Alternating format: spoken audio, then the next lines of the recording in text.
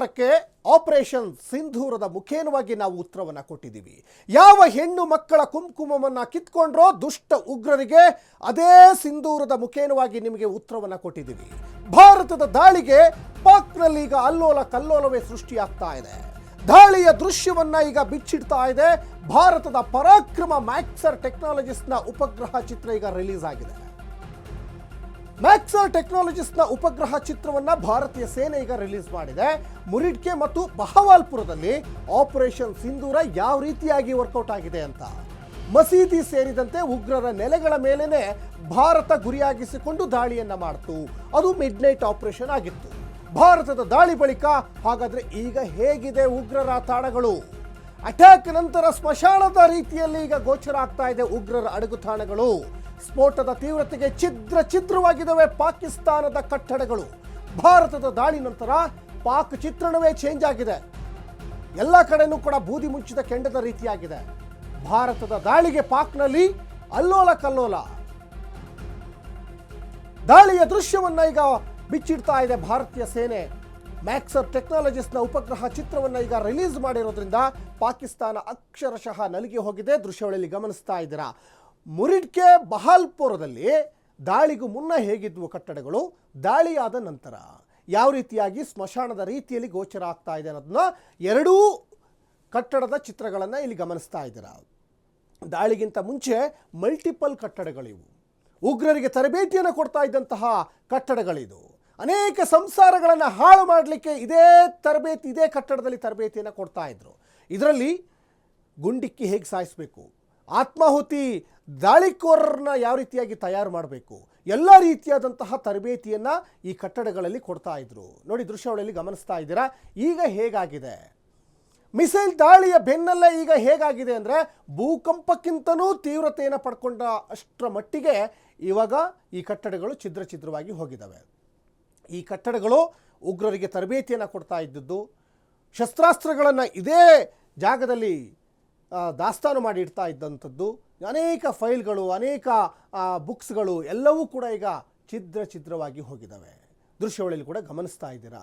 ಇದು ಉಗ್ರರಿಗೆ ಅಡಗುತಾಣವೂ ಆಗಿತ್ತು, ಉಗ್ರರಿಗೆ ತರಬೇತಿ ಕೇಂದ್ರವೂ ಆಗಿತ್ತು. ಉಗ್ರರ ಅಡಗುತಾಣದ ಜೊತೆಗೆ ಮಸೀದಿ ಕೂಡ ಈಗ ನೆಲಸಮಾಗಿ ಹೋಗಿದ್ದಾವೆ. 18 ಎಕರೆಯಲ್ಲಿ ಇತ್ತಂತಹ ಒಂದು ಮಸೀದಿ ಅದು. ಆ ಮಸೀದಿಯಲ್ಲೂ ಕೂಡ ಅನೇಕ ಉಗ್ರರಿಗೆ ತರಬೇತಿಯನ್ನು ಕೊಡ್ತಾ ಇದ್ರು. ಅನೇಕ ಪ್ರಚೋದನಕಾರಿಯಾದಂತಹ ಒಂದಿಷ್ಟು ಟ್ರೈನಿಂಗ್ಗಳನ್ನು ಕೂಡ ಕೊಡ್ತಾ ಇದ್ರು. ಯಾವ ರೀತಿ ಕೊಲ್ಲಬೇಕು, ಯಾವ ರೀತಿಯಾಗಿ ಅಟ್ಯಾಕ್ ಮಾಡಬೇಕು, ಹೀಗೆ ಅನೇಕ ಉಗ್ರರಿಗೆ ಏನೇನೆಲ್ಲ ತರಬೇತಿಯನ್ನು ಕೊಡಬೇಕು ಆ ರೀತಿಯಾದಂಥ ತರಬೇತಿಗಳು ಈಗೇನೀಗ ಸ್ಮಶಾನದ ರೀತಿಯಲ್ಲಿ ಗೋಚರ ಆಗ್ತಾ ಇದೆಯಲ್ಲ, ಇದೇ ಜಾಗದಲ್ಲಿ ತರಬೇತಿಯನ್ನು ಕೊಡ್ತಾ ಇದ್ರು. ಇವೆಲ್ಲವೂ ಕೂಡ ಅತ್ಯುಗ್ರರು ಕಟ್ಟಿದಂತಹ ಒಂದು ಜಾಗ ಇದು. ಅನೇಕ ಉಗ್ರರು ಇವತ್ತು ಇದೇ ಅಡಗುತಾಣದಲ್ಲಿ ಅಡಗಿ ಕುತ್ಕೊಳ್ತಾ ಇದ್ರು. ಹಾಗಾದರೆ ಈ ಅಡಗುತಾಣ ಹೇಗೆ ಬಂತು ಪಾಕಿಸ್ತಾನದಲ್ಲಿ? ಪಾಕಿಸ್ತಾನದವ್ರು ಹೇಳ್ತಾರೆ, ನಾವು ಉಗ್ರರಿಗೆ ಪೋಷಣೆ ಕೊಡ್ತಾ ಇಲ್ಲ, ಉಗ್ರರನ್ನು ರಕ್ಷಣೆ ಮಾಡ್ತಾ ಇಲ್ಲ, ಉಗ್ರರಿಗೂ ನಮಗೂ ಸಂಬಂಧವೇ ಇಲ್ಲ ಅಂತ ಒಂದು ಕಡೆ ಹೇಳ್ತಾ ಇದ್ರೆ, ಹಾಗಾದರೆ ಈ ಅಡಗುತಾಣ ಏನು? ಹಾಗಾದರೆ ಉಗ್ರರು ಹೇಗೆ ಬರ್ಲಿಕ್ಕೆ ಸಾಧ್ಯ ಆಯಿತು? ಹಾಗಾದರೆ ಪಾಕಿಸ್ತಾನದವರು ನಮ್ಗೆ ಗೊತ್ತೇ ಇಲ್ಲ ಅಂದಮೇಲೆ ಒಂದು ಕಡೆ ಮಸೂದ್ ಹೇಳ್ತಾನೆ, ನನ್ನ ಇಡೀ ಕುಟುಂಬ ಇವತ್ತು ಮಿಸೈಲ್ ದಾಳಿಗೆ, ಭಾರತದ ಪರಾಕ್ರಮಕ್ಕೆ ಇವತ್ತು ಎಲ್ಲರೂ ಕೂಡ ನೆಲಸಮಾಗಿ ಹೋಗಿದ್ದಾರೆ, ನಾನು ಸತ್ತಿದ್ರೆ ಚೆನ್ನಾಗಿತ್ತು ಅಂತ ಒಂದು ಕಡೆ ಮಸೂದ್ ಹೇಳ್ತಾನೆ. ಹಾಗಾಗಿ ಇವತ್ತು ಏನಾಗ್ತಾ ಇದೆ ಅಂದರೆ ಇವತ್ತು ಸ್ಮಶಾನದ ರೀತಿಯಲ್ಲಿ ಪಾಕಿಸ್ತಾನ ಅಕ್ಷರಶಃ ಇವಾಗ ನಲುಗಿ ಹೋಗಿದೆ. Around midnight, the first two missiles were fired by India in the premises we are standing, and the other two attacks were carried out after a brief gap, and the whole 4 attacks were carried out in less than 10 minutes. So 4 buildings have been demolished. One is the admin block just behind you, and the mosque behind me, and additionally 2 residences. ದೃಶ್ಯಾವಳಿಯಲ್ಲಿ ಗಮನಿಸ್ತಾ ಇದ್ದೀರಾ ಪಾಕಿಸ್ತಾನದ ಉಗ್ರರ ಅಡಗುತಾಣಗಳು ಯಾವ ರೀತಿಯಾಗಿ ಈಗ ಸ್ಮಶಾನದ ರೀತಿಯಲ್ಲಿ ಗೋಚರಿಸ್ತಾ ಇದ್ದಾವೆ ಅಂತ. ಯಾಕಂದರೆ ಭಾರತೀಯ ಸೇನೆ ಮಿಡ್ ನೈಟ್ ಆಪರೇಷನನ್ನು ಮಾಡ್ತು. ಆ ಆಪರೇಷನ್ಗೆ ಸಿಂಧೂರ ಅಂತ ಹೆಸರಿಡ್ತು. ಯಾವ ಹೆಣ್ಣು ಮಕ್ಕಳ ಸಿಂಧೂರವನ್ನು ನೀವು ಅಳಿಸಿದ್ರೋ ಅದೇ ಸಿಂಧೂರದ ಹೆಸರಲ್ಲಿ ನಿಮಗೆ ತಕ್ಕ ಪಾಠವನ್ನು ಕಲಿಸ್ತೀವಿ ಅಂತ ಪ್ರಧಾನಿ ನರೇಂದ್ರ ಮೋದಿ ಸೇರಿದಂತೆ ಕೇಂದ್ರ ಸರ್ಕಾರದ ಅನೇಕ ನಾಯಕರು ಮಾತನ್ನು ಕೊಟ್ಟಿದ್ರು. ಹುಡುಕಿ ನಾವು ಹೊಡಿತೀವಿ ಅಂತ ಮೋದಿ ಹೇಳಿದ್ರು, ಅಮಿತ್ ಶಾ ಹೇಳಿದ್ರು. ಅದೇ ರೀತಿಯಲ್ಲಿ ಹುಡುಕಿ ಹೊಡೆದಿದ್ದಾರೆ. ಉಗ್ರರು ಎಲ್ಲೆಲ್ಲಿ ನೆಲೆಯಾಗಿದ್ರು ಅವ್ರನ್ನ ಹುಡುಕಿ ಇವತ್ತು ಹೊಡೆದಿದ್ದಾರೆ. 9 ಜಾಗವನ್ನು ಗುರಿಯಾಗಿಸಿಕೊಂಡು ಭಾರತ ಸೇನೆ ಕಾರ್ಯಾಚರಣೆಯನ್ನು ಮಾಡ್ತು. ಭೂಸೇನೆ, ವಾಯುಸೇನೆ, ನೌಕಾಸೇನೆ ಜಂಟಿಯಾಗಿ ಕಾರ್ಯಾಚರಣೆಯನ್ನು ಮಾಡ್ತು. ಒಂದು ಕಡೆ ಭಾರತದಲ್ಲಿ ಮಾಕ್ ಡ್ರಿಲ್ ನಡೀತದೆ ಅಂತ ಗಾಢ ನಿದ್ರೆಯಲ್ಲಿದ್ದಂತಹ ಪಾಕಿಸ್ತಾನದವರಿಗೆ ಒಂದು ಸಣ್ಣ ಸುಳಿವು ಕೂಡ ಸಿಕ್ಕಿರಲಿಲ್ಲ. ಗಾಢ ನಿದ್ರೆಯಲ್ಲಿದ್ದಂತಹ ಸಮಯದಲ್ಲೇ ಬರೋಬ್ಬರಿ 12:30ಯಿಂದ 3 ಗಂಟೆ ಸಮಯ ರಾತ್ರಿ ಎಲ್ಲ ಕೆಲಸ ಮುಗಿಸಿ ವಾಪಸ್ ನಮ್ಮ ಯುದ್ಧದ ವಿಮಾನಗಳು ಭಾರತಕ್ಕೆ ತಿರುಗಿದ್ವು. ಇಂತಹ ಸಂದರ್ಭದಲ್ಲಿ ಪಾಕಿಸ್ತಾನದಲ್ಲಿ ಏನಾಗ್ತಾ ಇದೆ ಅಂತ ಪಾಕಿಸ್ತಾನದ ನಾಗರಿಕರು ಓಡೋಡಿ ಹೊರಗಡೆ ಬರ್ತಾರೆ. ಯಾಕಂದರೆ ದಟ್ಟವಾದಂತಹ ಬೆಂಕಿ, ಅಗಾಧವಾದಂತಹ ಬೆಳಕು, ಜೋರಾದಂತಹ ಶಬ್ದ. ಇದೇನಿದು ದೀಪಾವಳಿನ ಅಥವಾ ಬಾಂಬಾ ಅಥವಾ ಇನ್ನೇನಾದರೂ ಬೇರೆ ಏನಾದರೂ ಅಲ್ಲೋಲ ಕಲ್ಲೋಲ ಆಗ್ತಾ ಇದೆಯಾ ಅನ್ನುವಂತಹ ಹೊತ್ತಲ್ಲಿ ಆಲ್ಮೋಸ್ಟ್ ಏನೇನು ಕೆಲಸ ನಾವು ಮಾಡಬೇಕಿತ್ತು, ಯಾವ ಗುರಿ ನಾವು ಸಾಧನೆ ಮಾಡಬೇಕಿತ್ತು, ಆ ಗುರಿ ಸಾಧನೆಯನ್ನು ಮಾಡಿ ವಾಪಸ್ ನಮ್ಮ ಸೈನಿಕರು ಭಾರತಕ್ಕೆ ಬಂದಿದ್ದಾರೆ. ಮಸೀದಿಯೂ ಸೇರಿದಂತೆ ಉಗ್ರರ ಅಡಗುತಾಣ ನೆಲಸಮ ಆಗಿದ್ದಾವೆ. ಭಾರತ ಪಾಕ್ ಮಧ್ಯೆ ಈಗ ಯುದ್ಧದ ಕಾರ್ಮೋಡ ಆವರಿಸ್ತಾ ಇದೆ. ಉದ್ವಿಗ್ನ ಪರಿಸ್ಥಿತಿ ಹಿನ್ನೆಲೆಯಲ್ಲಿ ಜನರನ್ನ ಒಂದು ಕಡೆ ಸ್ಥಳಾಂತರ ಮಾಡಲಿಕ್ಕೆ ಈಗ ಮುಂದಾಗಿದ್ದಾರೆ. ಭದ್ರತಾ ಪಡೆಯಿಂದ ಗಡಿ ಭಾಗದ ಜನರು ಈಗ ಶಿಫ್ಟ್ ಆಗ್ತಾ ಇದ್ದಾರೆ. ಗಡಿ ಭಾಗದಲ್ಲಿ ಈಗ ಗುಂಡಿನ ಚಕಮಕಿ ನಡೀತಾ ಇದೆ. ಬಹಳ ಮುಖ್ಯವಾಗಿ ಉರಿ ಮತ್ತು ಪೂಂಚ್ ಪ್ರದೇಶದ ಸ್ಥಳೀಯರನ್ನ ಶಿಫ್ಟ್ ಮಾಡ್ತಾ ಇದ್ದಾರೆ. ಸುರಕ್ಷಿತ ಸ್ಥಳಗಳಿಗೆ ಜನರನ್ನ ಭಾರತೀಯ ಸೇನೆ ಶಿಫ್ಟ್ ಮಾಡಿದೆ ಅನ್ನೋದು ಕೂಡ ಇಲ್ಲಿ ಗೊತ್ತಾಗ್ತಾ ಇದೆ. ಭಾರತ ಪಾಕ್ ಮಧ್ಯೆ ಯುದ್ಧದ ಕಾರ್ಮೋಡ ಆವರಿಸ್ತಾ ಇದೆ. ಪಾಕಿಸ್ತಾನದವರು ಶೆಲ್ ದಾಳಿಯನ್ನ ಮಾಡ್ತಾ ಇದ್ದಾರೆ ಭಾರತದ ನಾಗರಿಕರನ್ನೇ ಗುರಿಯಾಗಿಸಿಕೊಂಡು. ಹಾಗಾಗಿ ಉದ್ವಿಗ್ನ ಪರಿಸ್ಥಿತಿ ಇದೆ. ಜನರನ್ನ ಸ್ಥಳಾಂತರ ಮಾಡ್ತಾ ಇದೆ ಭಾರತೀಯ ಸೇನೆ. ಭದ್ರತಾ ಪಡೆಯಿಂದ ಗಡಿಭಾಗದ ಜನರು ಈಗ ಶಿಫ್ಟ್ ಆಗ್ತಾ ಇದ್ದಾರೆ.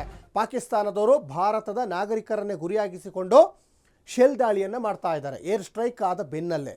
ಆದರೆ ನಮ್ಮ ಸೇನೆ ಪಾಕಿಸ್ತಾನದ ಯಾವ ನಾಗರಿಕರಿಗೂ ತೊಂದರೆ ಕೊಟ್ಟಿಲ್ಲ, ಪಾಕಿಸ್ತಾನದ ಯಾವೊಬ್ಬ ಸೈನಿಕರಿಗೂ ತೊಂದರೆ ಕೊಟ್ಟಿಲ್ಲ. ನಮ್ಮ ಗುರಿ ಒಂದೇ ಆಗಿತ್ತು, ಉಗ್ರರನ್ನ ಮಟಾಶ್ ಮಾಡಬೇಕು, ಉಗ್ರರನ್ನ ಸಂಹಾರ ಮಾಡಬೇಕು, ಉಗ್ರರ ಅಡಗು ತಾಣವನ್ನು ನೆಲಸಮ ಮಾಡಬೇಕು ಅಂತ ಮಾತ್ರ ನಮ್ಮ ಉದ್ದೇಶ ಆಗಿತ್ತು. ಆ ಉದ್ದೇಶ ಈಡೇರಿದೆ. ಈಗ ನಾಗರಿಕರ ರಕ್ಷಣೆಗೆ ಕಂಟ್ರೋಲ್ ರೂಮ್ ಕೂಡ ಈಗ ಸ್ಥಾಪನೆಯಾಗಿದೆ. ಅನೇಕ ನಾಗರಿಕರು ಈಗ ಒಂದಿಷ್ಟು ಭಯದ ವಾತಾವರಣದಲ್ಲಿದ್ದಾರೆ. ಗಡಿಯಲ್ಲಿನ ಸ್ಥಿತಿ ಅವಲೋಕಿಸಲಿಕ್ಕೆ ಕಂಟ್ರೋಲ್ ರೂಮ್ ಸ್ಥಾಪನೆಯಾಗಿದೆ. ಜಮ್ಮು ಕಾಶ್ಮೀರದ 10 ಜಿಲ್ಲೆಗಳಲ್ಲೂ ಫುಲ್ ಅಲರ್ಟ್ ಅನ್ನ ಘೋಷಣೆ ಮಾಡಲಾಗಿದೆ. ಸೇನೆಯೂ ಕಾರ್ಯಾಚರಣೆ ಮಾಡ್ತಾ ಇದೆ. ಸಂಬಾ, ಪೂಂಚ್, ರಜೌರಿ, ರಂಬನ್ ಮತ್ತು ಉಧಂಪುರ್, ರಿಯಾಸಿ ಸೇರಿದಂತೆ ಹಲವು ಪ್ರದೇಶಗಳಲ್ಲಿ ಕಂಟ್ರೋಲ್ ರೂಮ್ ಅನ್ನು ಸ್ಥಾಪನೆ ಮಾಡಲಾಗಿದೆ. ದಾಳಿ ಭೀತಿ ಹಿನ್ನೆಲೆಯಲ್ಲಿ ಜನರ ರಕ್ಷಣೆಗೆ ಈಗ ಸರ್ಕಾರ ಅನೇಕ ಕ್ರಮಗಳನ್ನು ತೆಗೆದುಕೊಳ್ತಾ ಇದೆ. ಜನರ ರಕ್ಷಣೆ ನಮ್ಮ ಹೊಣೆ ಅನ್ನುವಂತಹ ನಿಟ್ಟಿನಲ್ಲಿ ಭಾರತೀಯ ಸೇನೆಯೂ ಕೂಡ ಕೆಲಸ ಮಾಡ್ತಾ ಇದೆ. ನಾಗರಿಕರ ರಕ್ಷಣೆಗೆ ಕಂಟ್ರೋಲ್ ರೂಮ್ ಸ್ಥಾಪನೆ ಮಾಡಲಾಗಿದೆ. ಗಡಿಯಲ್ಲಿ ಉದ್ವಿಗ್ನ ಪರಿಸ್ಥಿತಿ ನಿರ್ಮಾಣ ಆಗಿದೆ. ಪಾಕಿಸ್ತಾನದವರು ಪದೇ ಪದೇ ಕದನ ವಿರಾಮವನ್ನು ಉಲ್ಲಂಘನೆ ಮಾಡ್ತಾ ಇದ್ದಾರೆ. ಜಮ್ಮು ಕಾಶ್ಮೀರದ 10 ಜಿಲ್ಲೆಗಳಲ್ಲಿ ಈಗ ಕಟ್ಟೆಚ್ಚರವನ್ನು ವಹಿಸಲಾಗಿದೆ. ಪೂಂಚ್ ಇರ್ಬೋದು, ಅಕ್ನೂರ್ ಇರ್ಬೋದು, ಕುಪ್ವಾರ ಸೇರಿದಂತೆ ಜಮ್ಮು ಕಾಶ್ಮೀರದ ಒಟ್ಟು 10 ಜಿಲ್ಲೆಗಳು, ಸಂಬಾ, ಪೂಂಚ್, ರಜೌರಿ, ರಂಬಾನ್ ಮತ್ತು ಉಧಂಪುರ್ ಸೇರಿದಂತೆ ರಿಯಾಸಿ ಹಾಗೆ ಅನೇಕ ಪ್ರದೇಶಗಳಲ್ಲಿ ಕಂಟ್ರೋಲ್ ರೂಮನ್ನು ಈಗ ಸ್ಥಾಪನೆ ಮಾಡಿದ್ದಾರೆ. ಕೇಂದ್ರ ಸರ್ಕಾರವೂ ಕೂಡ ಈಗ ಭಾರತ ಸೇನೆಗೆ ಅನೇಕ ನಿದರ್ಶನಗಳನ್ನು ಕೂಡ ಈಗ ಕೊಡ್ತಾ ಇದೆ. ಸೇನೆ ಗಡಿ ಭಾಗದಲ್ಲೂ ಕೂಡ ಪಾಕಿಸ್ತಾನದ ಸೇನೆಯನ್ನು ಹಿಮ್ಮೆಟ್ಟಿಸುವಂಥ ಕೆಲಸಕ್ಕೂ ಕೂಡ ಮುಂದಾಗ್ತಾ ಇದ್ದಾರೆ. ಅದರ ಜೊತೆಗೆ ಸೆಲ್ ದಾಳಿಗೆ ಈಗ ಮುಂದಾಗಿರುವಂತಹ ಪಾಕಿಸ್ತಾನದ ರಣಹೇಡಿ ಸೈನಿಕರಿಗೆ ಭಾರತೀಯ ಸೈನಿಕರು ದಿಟ್ಟ ಉತ್ತರವನ್ನೇ ಕೊಡ್ತಾ ಇದ್ದಾರೆ. ಸೆಲ್ ದಾಳಿಯನ್ನು ಅವರು ನಾಗರಿಕರನ್ನು ಗುರಿಯಾಗಿಸಿಕೊಂಡು ಮಾಡ್ತಾ ಇರುವಂಥದ್ದು. ಅನೇಕ ಸರಿ ಕದನ ವಿರಾಮವನ್ನು ಉಲ್ಲಂಘನೆ ಮಾಡ್ತಾ ಇದ್ದಾರೆ. ಇನ್ನೊಂದು ಕಡೆ ಅವರಿಗೆ ಉಗ್ರರನ್ನು ಪೋಷಣೆ ಮಾಡಿ ಆಮೇಲೆ ಅವರು ದುಷ್ಕೃತ್ಯವನ್ನು ಎಸಗಿದಂಥ ಸಂದರ್ಭದಲ್ಲಿ ನಾವು ರಿವೆಂಜನ್ನು ತೀರಿಸ್ಕೊಳ್ದಂಥ ಸಂದರ್ಭದಲ್ಲಿ ನಮಗೂ ಅದಕ್ಕೂ ಸಂಬಂಧ ಇಲ್ಲ, ನಾವು ಯಾರನ್ನೂ ಇಲ್ಲಿ ಪೋಷಣೆ ಮಾಡ್ತಾ ಇಲ್ಲ ಅಂತ ಒಂದು ಕಡೆ ಪಾಕಿಸ್ತಾನದವ್ರು ಹೇಳ್ತಾರೆ. ಹಾಗಾದರೆ ಮಸೂದ್ ಮನೆ ಹೇಗೆ ಬಂತು ಪಾಕಿಸ್ತಾನದಲ್ಲಿ? ಮಸೂದ್ನ ಇಡೀ ಕುಟುಂಬ ಇವತ್ತು ಮಿಸೈಲ್ ದಾಳಿಗೆ ಛಿದ್ರ ಆಗಿ ಹೋಗಿದೆಯಲ್ಲ. ಯಾಕೆ ಹಾಗಾದರೆ? ಮಸೂದ್ ಹೇಳ್ದ, ಈ ದಾಳಿಯಲ್ಲಿ ನಾನು ಸತ್ತಿದ್ರೆ ಚೆನ್ನಾಗಿರ್ತಿತ್ತು ಅಂತ. ಪಾಕಿಸ್ತಾನದಲ್ಲಿ ಇದ್ದಿದ್ದಕ್ಕೆ ತಾನೇ ಹೇಳ್ದ. ಪಾಕಿಸ್ತಾನದಲ್ಲಿ ಮತ್ತು ಪಾಕ್ ಆಕ್ರಮಿತ ಕಾಶ್ಮೀರ ಈ ಎರಡೂ ಜಾಗವನ್ನು ಗುರಿಯಾಗಿಸಿಕೊಂಡು ಒಟ್ಟು 9 ಸ್ಥಳದಲ್ಲಿ ಜಸ್ಟ್ 25 ನಿಮಿಷದಲ್ಲಿ ನಿಮ್ಮ ಅಡಗು ತಾಣಗಳನ್ನೇ ಛಿದ್ರ ಮಾಡಿದೆ ನಮ್ಮ ಭಾರತೀಯ ಸೇನೆ. ಇನ್ನು ಭಾರತ ಪಾಕಿಸ್ತಾನ ಮಧ್ಯೆ ಯುದ್ಧದ ಕಾರ್ಮೋಡ ಈಗ ಒಂದು ಕಡೆ, ಇನ್ನೊಂದು ಕಡೆ ದಾಳಿ ಭೀತಿ ಹಿನ್ನೆಲೆಯಲ್ಲಿ ವಿಮಾನಗಳ ಹಾರಾಟ ಕೂಡ ಈಗ ಬಂದಾಗಿದೆ. ಗಡಿಭಾಗದ ಏರ್ಪೋರ್ಟ್ನಲ್ಲಿ ಫುಲ್ ಕಟ್ಟೆಚ್ಚರವನ್ನು ಕೂಡ ವಹಿಸಲಾಗಿದೆ. ಯಾಕಂದರೆ ಭಾರತ ಪಾಕಿಸ್ತಾನದ ಮಧ್ಯೆ ಒಂದಿಷ್ಟು ವಿಷಮ ಗಾಳಿ ಬೀಸ್ತಾ ಇದೆ. ದಾಳಿ ಭೀತಿ ಹಿನ್ನೆಲೆಯಲ್ಲಿ ವಿಮಾನಗಳ ಹಾರಾಟವೂ ಕೂಡ ಈಗ ಬಂದಾಗಿದೆ. ಇಂಥ ಪರಿಸ್ಥಿತಿಯಲ್ಲಿ ವಿಮಾನ ಹಾರಾಟ ಸೂಕ್ತ ಅಲ್ಲ. ಗಡಿಭಾಗದ ಏರ್ಪೋರ್ಟ್ಗಳಲ್ಲಿ ಫುಲ್ ಕಟ್ಟೆಚ್ಚರವನ್ನು ವಹಿಸಲಾಗಿದೆ. ಜಮ್ಮು, ಶ್ರೀನಗರ, ಜೋಧ್ಪುರ್, ಅಮೃತ್ಸರ್ ಇವೆಲ್ಲವೂ ಕೂಡ ಸೂಕ್ಷ್ಮ ಪ್ರದೇಶಗಳು. ಇನ್ನು ಭುಜ್ ಇರ್ಬೋದು, ಜಾಮ್ನಗರ ಏರ್ಪೋರ್ಟ್ಗಳಲ್ಲಿ ಭದ್ರತೆಯನ್ನು ನಿಯೋಜನೆ ಮಾಡಲಾಗಿದೆ. ಏರ್ಪೋರ್ಟ್ ಸದ್ಯಕ್ಕೆ ಸ್ಥಗಿತ ಮಾಡಿದ್ದಾರೆ. ಯಾವುದೇ ಏರ್ಪೋರ್ಟ್ನಲ್ಲಿ ವಿಮಾನಗಳ ಹಾರಾಟ ಇಲ್ಲ. ಮೇ 10ನೇ ತಾರೀಕುವರೆಗೂ ಕೂಡ ಗಡಿಭಾಗದ ಏರ್ಪೋರ್ಟ್ ಈಗ ಬಂದ್ ಆಗ್ತಾ ಇದೆ. ಯಾವ ಸಂದರ್ಭದಲ್ಲಿ ಏನು ಬೇಕಾದರೂ ಆಗ್ಬೋದು. ಇನ್ನು ದೊಡ್ಡ ಮಟ್ಟದ ಅನಾಹುತ ಆಗಬಾರ್ದು. ಹಾಗಾಗಿ ಸದ್ಯಕ್ಕೆ ವಿಮಾನಗಳ ಹಾರಾಟವನ್ನು ಈಗ ಗಡಿಭಾಗದ ಪ್ರದೇಶದಲ್ಲಿ ಸ್ಥಗಿತ ಮಾಡಲಾಗಿದೆ ಅನ್ನೋದು ಕೂಡ ಗೊತ್ತಾಗ್ತಾ ಇದೆ. ಇನ್ನೊಂದು ಕಡೆ ಪ್ರಧಾನಿ ನರೇಂದ್ರ ಮೋದಿಯವರು ಕೂಡ ಕೆಲವೊಂದಿಷ್ಟು ವಿದೇಶ ಪ್ರವಾಸ ಕೈಗೊಂಡಿದ್ದರು. ಆದರೆ ಅವೆಲ್ಲವೂ ಕೂಡ ಈಗ ಕ್ಯಾನ್ಸಲ್ ಆಗಿದೆ. ಒಂದು ಕಡೆ ಗಡಿಯಲ್ಲಿ ಉದ್ವಿಗ್ನ ಪರಿಸ್ಥಿತಿ ನಿರ್ಮಾಣ ಆಗಿದೆ. ಇನ್ನು ನಾವು 24 ಗಂಟೆಯಲ್ಲಿ ನಾವು ಕೂಡ ದಾಳಿಯನ್ನು ಮಾಡ್ತೀವಿ ಅಂತ ಪಾಕಿಸ್ತಾನದವರು ಒಂದು ಕಡೆ ಹೇಳ್ತಾ ಇದ್ದಾರೆ. ಇನ್ನೊಂದು ಕಡೆ ನಮ್ಮ ಹತ್ರ ಅಣುಬಾಂಬ್ ಇದೆ ಅಂತ ಒಂದು ಕಡೆ ಹೇಳ್ತಾ ಇದ್ದಾರೆ. ಅದ್ರ ಜೊತೆಗೆ ನೀವು ಸಿಂಧು ನದಿ ನೀರನ್ನು ನೀವು ಬಂದ್ ಮಾಡಿದ್ದೀರಾ, ನೀವಲ್ಲಿ ಡ್ಯಾಮ್ ಕಟ್ಟಿದ್ರೆ ಡ್ಯಾಮನ್ನು ಒಡೆದು ಹಾಕ್ತೀವಿ ಅಂತ ಒಂದು ಕಡೆ ಆಗಾಗ ಜಂಬ ಕೊಚ್ಕೊಳ್ತಾ ಇರ್ತಾರೆ. ರಣಹೇಡಿಗಳು ಯಾವ ಸಂದರ್ಭದಲ್ಲಿ ಏನು ಮಾಡ್ತಾರೋ ಗೊತ್ತಾಗ್ತಾ ಇಲ್ಲ. ಆಲ್ರೆಡಿ ಗಡಿಭಾಗದಲ್ಲಿ ನಾಗರಿಕರನ್ನು ಗುರಿಯಾಗಿಸಿಕೊಂಡು ದಾಳಿ ಮಾಡ್ತಾ ಇದ್ದಾರೆ, ಸೆಲ್ ದಾಳಿ ಮಾಡ್ತಾ ಇದ್ದಾರೆ. ಹಾಗಾಗಿ ಪರಿಸ್ಥಿತಿ ಈಗ ವಿಷಮ ಗಾಳಿ ಬೀಸ್ತಾ ಇದೆ.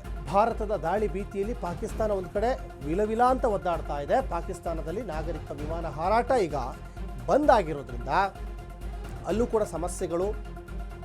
ಲಾಹೋರ್ ಮತ್ತು ಇಸ್ಲಾಮಾಬಾದ್ ನಿಲ್ದಾಣ ಈಗ ಕ್ಲೋಸ್ ಆಗಿದೆ. ವಾಯು ಪ್ರದೇಶ ಕೂಡ ಈಗ ಬಂದ್ ಮಾಡಿದೆ ಪಾಕಿಸ್ತಾನ.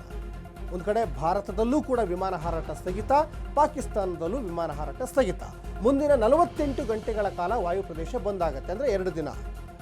ದಾಳಿ ಭೀತಿಯಿಂದ ವಿಮಾನ ಹಾರಾಟಗಳು ಈಗ ಬಂದಾಗಿದೆ. ಇನ್ನು ಕೆಲವೊಂದಿಷ್ಟು ಗಡಿಭಾಗದಲ್ಲಿ ಹಾರಾಡ್ತಾ ಇದ್ದಂತಹ ಪಾಕಿಸ್ತಾನದ ಅನುಮಾನಾಸ್ಪದ ವಿಮಾನಗಳನ್ನು ಭಾರತೀಯ ಸೇನೆ ಈಗ ಹೊಡೆದುರುಳಿಸಿದೆ. ಭಾರತೀಯ ಸೇನೆ ಸಾಕಷ್ಟು ಆಕ್ಟಿವ್ ಆಗಿ ಕೆಲಸ ಮಾಡ್ತಾ ಇದೆ. ಅಂದರೆ ಭೂಸೇನೆ, ವಾಯುಸೇನೆ ಜೊತೆಗೆ ನೌಕಾಸೇನೆಯ ಸೈನಿಕರು ಜಂಟಿಯಾಗಿ ಈ ಒಂದು ಏರ್ ಸ್ಟ್ರೈಕನ್ನು ಮಾಡಿದ್ದಾರೆ. ಗಾಢ ನಿದ್ರೆಯಲ್ಲಿದ್ದಂತಹ ಪಾಕಿಸ್ತಾನದ ಜನರು ಏನಾಗ್ತಾ ಇದೆ ಅನ್ನೋದೇ ಗೊತ್ತಾಗ್ತಾ ಇರಲಿಲ್ಲ. ದೊಡ್ಡ ಪ್ರಮಾಣದ ಬೆಂಕಿ, ದೊಡ್ಡ ಪ್ರಮಾಣದ ಒಂದು ಶಬ್ದ, ದೊಡ್ಡ ಪ್ರಮಾಣದ ಬೆಳಕು ಎಲ್ಲವೂ ಕೂಡ ಒಟ್ಟೊಟ್ಟಿಗೆ ಕಾಣಿಸ್ಕೊಳ್ತಾ ಇದೆ. ಏನಾಗುತ್ತೆ ಅಂತ ಗೊತ್ತಾಗ್ತಾ ಇರಲಿಲ್ಲ. ಬಹುಶಃ ಪಾಕಿಸ್ತಾನ ಸೇರಿದಂತೆ ದೇಶ ವಿದೇಶದಲ್ಲೂ ಕೂಡ ಸಾಕಷ್ಟು ಜನ ಇದನ್ನು ನಿರೀಕ್ಷೆ ಮಾಡಿರಲಿಲ್ಲ. ಹೀಗಾಗುತ್ತೆ, ಈ ರೀತಿಯಾದಂಥ ಮಿಡ್ ನೈಟ್ ಆಪರೇಷನ್ ಆಗುತ್ತೆ, ಎಲ್ಲ ಮಾಕ್ ಡ್ರಿಲ್ ಮೂಡಲ್ಲಿದ್ದರು. ಭಾರತೀಯ ಸೈನಿಕರ ಒಂದು ತಾಳ್ಮೆ, ಸಂಯಮ ಮತ್ತು ಚಾಣಾಕ್ಷತನಕ್ಕೆ ನಾವು ಇಲ್ಲಿ ಅವ್ರನ್ನ ನೆನೆಸ್ಕೊಳ್ಳೇಬೇಕಾಗ್ತದೆ. ಯಾಕಂದರೆ ಅವರ ಚಾಣಾಕ್ಷತನ ಮತ್ತು ಅವರ ಕಾರ್ಯಕ್ಷಮತೆಯಿಂದ ಈ ಒಂದು ದಾಳಿಯಾಗಿದೆ.